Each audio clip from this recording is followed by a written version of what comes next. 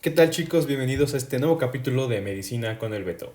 El día de hoy vamos a revisar un tema muy interesante, algo llamado plasticidad cerebral. Vamos a dar un brinco muy grande respecto al tema pasado, ya que el tema pasado pues fue una enfermedad exantemática. Entonces, ¿qué es la plasticidad cerebral?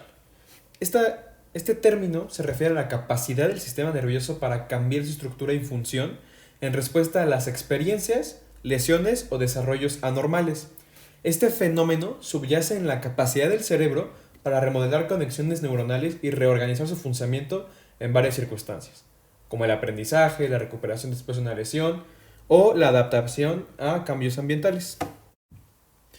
Según el doctor Francisco Aguilar Rebolledo, un neurólogo clínico investigador asociado a la Unidad de Investigación en Epidemiología Clínica y Neurología del Centro Médico Nacional Siglo XXI, en un artículo que publicó sobre la plasticidad cerebral en la página Medigraphic, podemos dividir este fenómeno en tres tipos: plasticidad sináptica, plasticidad neuronal y plasticidad hemisférica.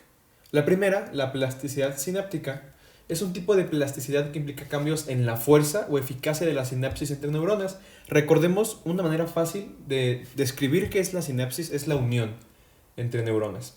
Esto va a incluir procesos como la potenciación sináptica, que es un aumento en la eficacia de la transmisión entre sinapsis, y la depresión sináptica, que es la disminución en eficacia.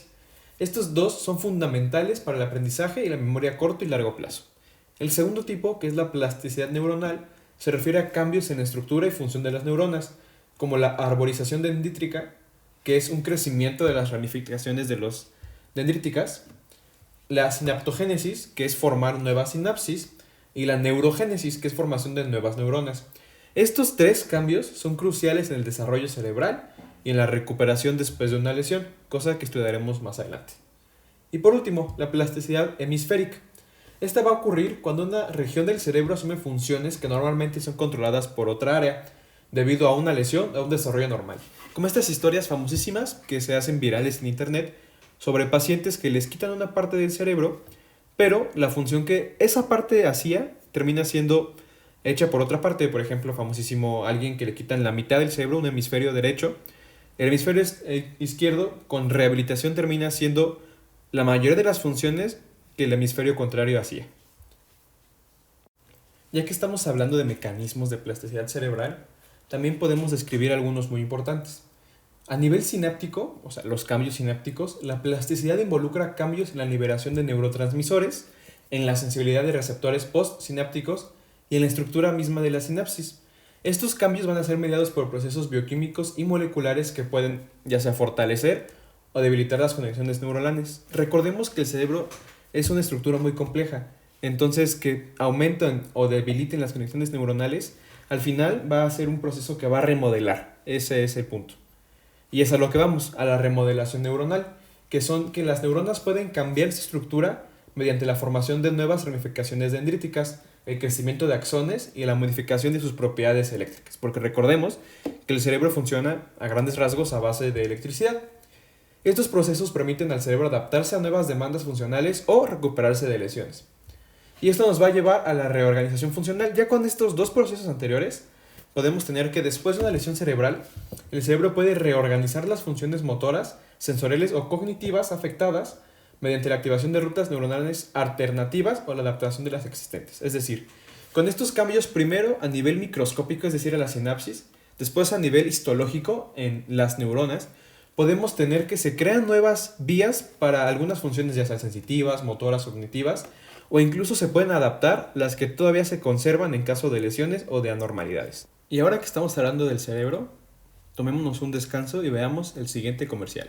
¿Te ha pasado que se te entume o se te duerme alguna parte de tu cuerpo? Esto puede deberse a deficiencias de vitaminas B. Por eso mi doctor me recomendó tomar Neurobión, que por su combinación de vitaminas B1, B6 y B12 puede ayudar a reducir este y otros síntomas hasta en un 66% en solo 3 meses. Escucha tus nervios. Estamos de vuelta.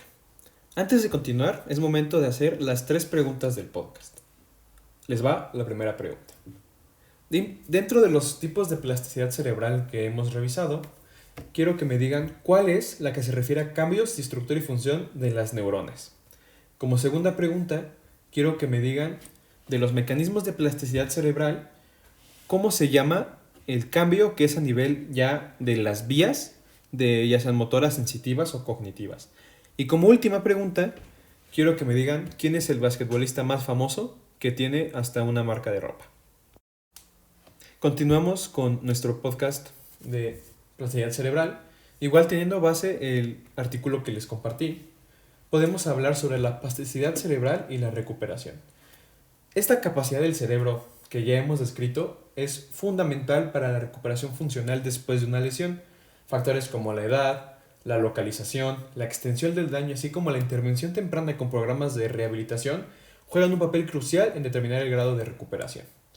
La recuperación funcional son los pacientes que pueden experimentar mejoras significativas en las funciones perdidas a medida que el cerebro va reorganizando sus conexiones y aprende a compensar las áreas lesionadas. Esto nos va a recalcar la importancia de la rehabilitación porque se va a enfatizar en la estimulación sensorial, motora y cognitiva para poder promover la plasticidad cerebral positiva y mejorar los resultados a largo plazo. ¿Por qué hago específicamente esta mención de plasticidad cerebral positiva? Porque existen casos en los que los pacientes, como no tienen un apoyo de rehabilitación y de un médico, generan patrones en que su cerebro se acostumbra, por ejemplo, a caminar de una manera incorrecta, a agarrar algo de manera incorrecta, procesar la manera en la que hablan de manera que no es la más adecuada, y entonces eso también genera plasticidad. Hay un estudio muy interesante que una vez nos compartieron en una sesión académica, donde hacen estudios los pacientes con una amputación, que se les hace una estimulación temprana y se les da una prótesis en un tiempo determinado, tienen más posibilidad de caminar de manera normal que los pacientes que se tardan más tiempo en darles estas prótesis. Esto nos habla de plasticidad neuronal. Además tenemos algunas implicaciones clínicas y terapéuticas. Algunas terapias farmacológicas pueden influir en la plasticidad cerebral, mejorando la recuperación neuronal después de una lesión. Por ejemplo, fármacos que promueven la plasticidad sináptica como los agonistas de NMDA pueden ser útiles con conjunto de la rehabilitación neurológica. Hay algunos métodos de estimulación no farmacológica, por ejemplo la estimulación magnética transcraneal, que están siendo investigados como herramientas para potenciar la plasticidad cerebral en condiciones neurológicas. Les comparto, por ejemplo, que en Cuba, en el CIREN, este tipo de estimulación magnética transcraneal está teniendo un avance muy grande y se han incluso encontrado beneficios para el autismo y para la depresión. En conclusión, la plasticidad cerebral es una propiedad fundamental del sistema nervioso que permite al cerebro adaptarse y recuperarse después de lesiones o cambios ambientales. Comprender los mecanismos subyacentes a la plasticidad cerebral es crucial para desarrollar estrategias efectivas para ayudar a estos pacientes, tanto en rehabilitación como en tratamiento, ya sea por condiciones de lesión o por condiciones de una anormalidad estructural.